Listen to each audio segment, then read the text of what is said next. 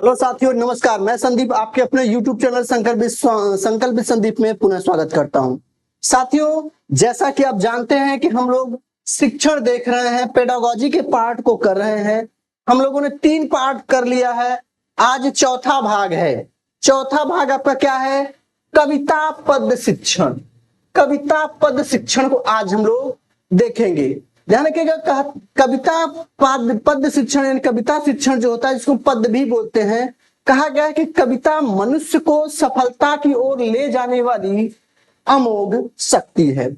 मनुष्य को सफलता की ओर ले जाने वाली अमोघ शक्ति है। मनुष्य एक संवेदनशील प्राणी है। संवेदनशीलता की अनुभूति उसे सौंदर्य के माध्यम से भी होती है। कविता का आरंभ वीर गाथा काल से माना जाता है। अगर आपसे पूछे कि कविता का आरंभ कब से माना जाता है, तो वीर गाथा काल से माना जाता है। कब से माना जाता है साथियों? वीर गाथा काल से माना जाता है। कविता की रचना का इतिहास मानव जीवन के विकास से जुड़ा हुआ है। कविता की परिभाषाएं अलग अलग विद्वानों ने अपने अपने तरीके से दी है। तो यहां से आपको बस एक ही चीज ध्यान रखना है कि कविता का आरंभ जो है वीर गाथा काल से माना जाता है। अगर आचार्य विश्वनाथ जी के कथनानुसार अगर हम कविता पद शिक्षण को देखते हैं, तो वाक्यम रसात्मकम काव्यम यानी रसात्मक वाक्य ही काव्य है। रसात्मक वाक्य ही क्या है? काव्य है। आचार्य विश्वनाथ ने कहा। आचार्य वामन ने कहा कि रीति रात्मका काव्य मतलब होगा रीति ही काव्य की आत्मा है। जयशंकर प्रसाद ने कहा कि आत्मा की संकल्पनात्मक अनुभूति काव्य है। आत्मा की संकल्पनात्मक अनुभूति क्या है? काव्य है। यह भी ध्यान दीजिएगा। आगे कह रहा है क्या कि कविता से हमारे हृदय में आनंद का संचार होता है। हम कुछ देर के लिए सांसारिक बंधनों से मुक्त हो जाते हैं, अनुपम जगत में विचरण करने लगते हैं। इसी कारण इसे ब्रह्मानंद सहोदर कहा गया है। क्या कहा गया है? ब्रह्मानंद सहोदर कहा गया है। यानी बालक के हृदय में इसी आनंद का संचार, रस की सृष्टि करना कविता शिक्षण का क्या है? उद्देश्य है। तो यहाँ पर कुछ नहीं, बस ये ध्यान, कविता से हमारे हृदय में क्या उत्पन्न होता है? आनंद का संचार उत्पन्न होता है। यही लाइन आपको पकड़ना है। अब बात करें कविता शिक्षण के उद्देश्य क्या है। तो कविता शिक्षण के उद्देश्य क्या है कि कविता के प्रति बच्चों में जागरूकता उत्पन्न करना, छात्रों में कविता के प्रति सौंदर्यानुभूति का विकास करना, छात्रों में छंद, शब्द शक्ति, रस, अलंकार आदि का ज्ञान कराकर कविता का पूर्ण रसास्वादन करना। कविता शिक्षण से राष्ट्रीयता, देश प्रेम की भावना का विकास करना, छात्रों में कल्पना व बोध शक्ति का विकास करना, ये सभी क्या है? इसके उद्देश्य हैं। छठा है कि कविता की रसानुभूति से आनंदित करना, बच्चों को आनंदित करना। आगे देखते हैं इसमें आगे कि कविता में रुचि उत्पन्न कर काव्य रचना के लिए प्रोत्साहित करना। यानी काव्य में जब रुचि लेंगे तभी काव्य रचना भी वो करना शुरू करेंगे। कविता में निहित मूल्यों एवं आदर्शों के शिक्षण द्वारा छात्रों में सद्वृत्तियों का विकास करना। छात्रों की काव्य भाषा के सौंदर्य को समझने का, उसका मूल्य आंकने की क्षमता का विकास करना। कविता शिक्षण में उचित गति, यति, लय, भाव के द्वारा कविता का सस्वर वाचन सीखना तथा कविता में निहित सत्यम शिवम सुंदरम का विकास करना। सत्यम शिवम सुंदरम का विकास करना, यह भी कविता का एक पार्ट है। आगे कविता शिक्षण का महत्व क्या क्या है साथियों? तो कविता शिक्षण का महत्व क्या है कि शिक्षण द्वारा बालक के रागात्मक भाव को, यानी राग जो है उनके लय, रागात्मक भाव को तुष्टि मिलती है, सौंदर्यानुभूति की शक्ति बढ़ती है, चित्त वृत्तियों का विकास होता है। कविता शिक्षण से सौंदर्य के माध्यम से सत्य की भी अनुभूति होती है। कविता जीवन, समाज, राष्ट्र का प्रतिबिंब होता है। कविता क्या होता है? ये इंपॉर्टेंट है। जीवन, समाज, राष्ट्र का पूछ लेगा कविता किसका प्रतिबिंब है? तो कविता जीवन, समाज, राष्ट्र का प्रतिबिंब होता है।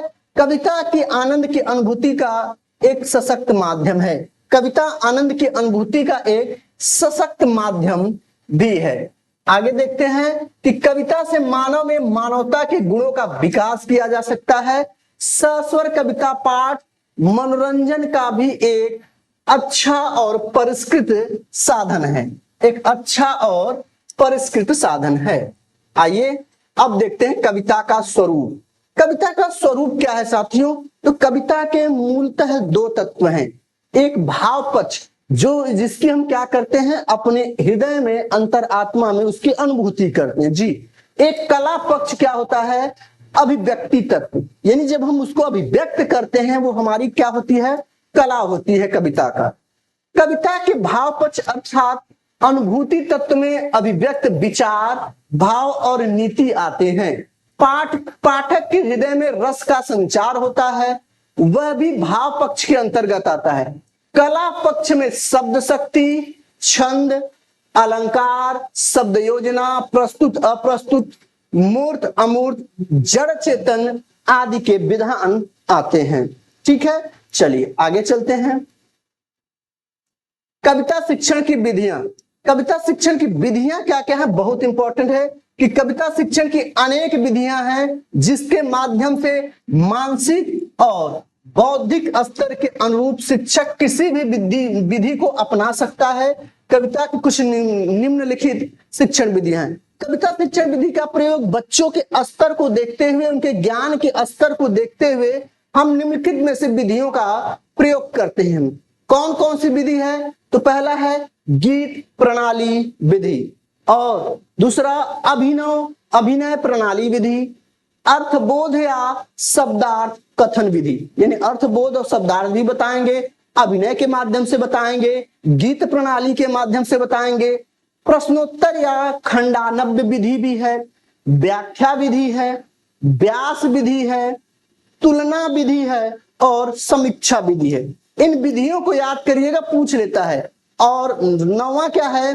रसास्वादन विधि। नौवां क्या है आपका? रसास्वादन विधि। अब यहां से आपका महत्वपूर्ण है साथियों, कविता शिक्षण के सोपान क्या हैं? कविता शिक्षण के सोपान क्या है? प्रस्तावना। सबसे पहला सोपान क्या होता है? प्रस्तावना होता है। इसमें कविता प्रारंभ करने से पूर्व प्रस्तावना को प्रस्तुत किया जाता है, जिससे विषयानुकूल वातावरण का निर्माण किया जा सके ताकि बच्चे उसमें रुचि लेना शुरू करें। उद्देश्य कथन क्या है? प्रस्तावना के पश्चात शिक्षक को रोचक व स्पष्ट उद्देश्य कथन आप अपनी भाषा में देंगे, कहना चाहिए। उसके बाद आप क्या करेंगे? प्रस्तुतिकरण आएगा। प्रस्तुतिकरण में कुछ नियमों को हम लोग ध्यान देते हैं, जैसे आदर्श वाचन। अब आदर्श वाचन प्रस्तुतिकरण में कविता में कौन करता है? ये ध्यान रखेगा, आपसे पूछ दे कविता में आदर्श वाचन कौन करेगा? तो शिक्षक द्वारा। फिर अनुकरण वाचन, भाई आप टीचर होके बोलेंगे तो बच्चे उनका अनुकरण करेंगे, छात्रों द्वारा अनुकरण होगा। फिर शब्दार्थ कथन, शब्दार्थ का अर्थ, शब्द का अर्थ कौन बताएगा? शिक्षक। फिर क्या है आपका? भाव परीक्षा होगा, और फिर भाव विश्लेषण एवं समीक्षा होगा कि बच्चे इसको कितना सीखे। फिर द्वितीय आदर्श वाचन होगा। द्वितीय आदर्श वाचन कौन करेगा? यह भी शिक्षक ही करता है। पुनः अनुकरण वाचन होगा, छात्रों द्वारा पुनः उसका दोहरावीकरण होगा। फिर सौंदर्यानुभूति प्रश्न होगा। फिर कविता सार जो है शिक्षक द्वारा बताया जाएगा, और फिर रचनात्मक कार्य टीचर द्वारा ही कराया जाएगा। तो यह साथियों एक छोटा सा टॉपिक था हिंदी शिक्षण में कविता शिक्षण। कविता शिक्षण से आपसे प्रश्न पूछ लिया जाता है। मूल रूप से देखा जाए तो आनंद की अनुभूति, कविता के प्रति रुचि जगाना, कविता से देशभक्ति की भावना को विकसित करना, रसानुभूति, छंद, अलंकार, इन सब का उचित प्रयोग करना। तो ये सब चीजों का जो विकास होता है वो कविता शिक्षण के माध्यम से होता है। सीधा कहने का यही मतलब होता है। तो आज का सेशन कैसा लगा साथियों? कमेंट के माध्यम से जरूर बताइएगा। चैनल पर आप नए हैं तो सब्सक्राइब करें, शेयर करें, लाइक करें और अपने सुझाव भी हमें जरूर प्रेषित करें। मिलते हैं फिर। जय हिंद।